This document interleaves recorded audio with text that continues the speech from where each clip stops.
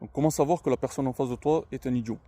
Ici, je vais vous donner les détails concernant les caractéristiques qu'a donné Ibn Hibban dans son livre, Rawdatul Uqala.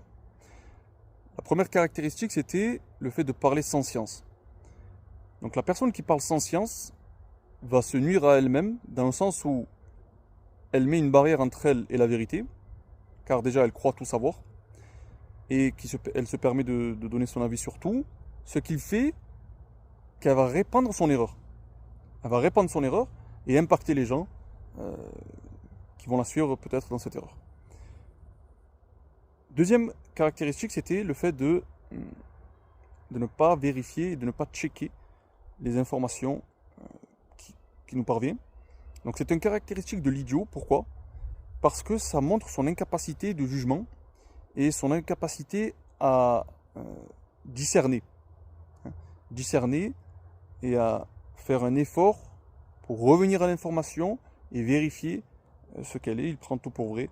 Il est facilement influençable et n'a pas d'esprit critique sur le monde qui l'entoure. Donc ensuite, il y a le troisième point qui est le fait de beaucoup rigoler. Donc le fait de beaucoup rigoler, pourquoi c'est une caractéristique de l'idiot, pardon? Parce que ça montre son manque de maîtrise de soi et sa légèreté face aux questions importantes de ce monde et face aux questions sérieuses. Donc le fait de beaucoup rigoler te fait de toi une personne insouciante. Le quatrième point qui est le fait de beaucoup bouger, d'être agité, ça montre un manque dans la capacité de concentration. D'accord. Dans la capacité de concentration, si tu regardes quelqu'un qui lit un livre, tu verras que c'est quelqu'un de calme et de posé pendant qu'il lit son livre.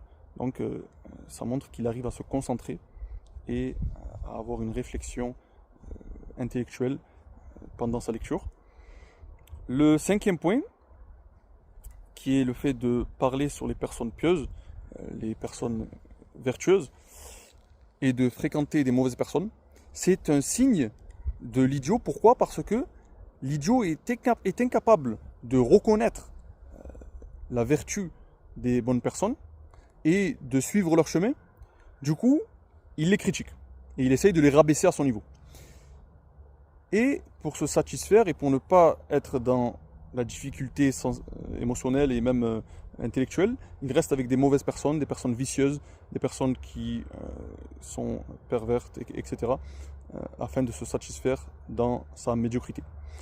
Donc si vous avez bien remarqué, il y a un point qui revient sur ces 5 caractéristiques. Donc si vous l'avez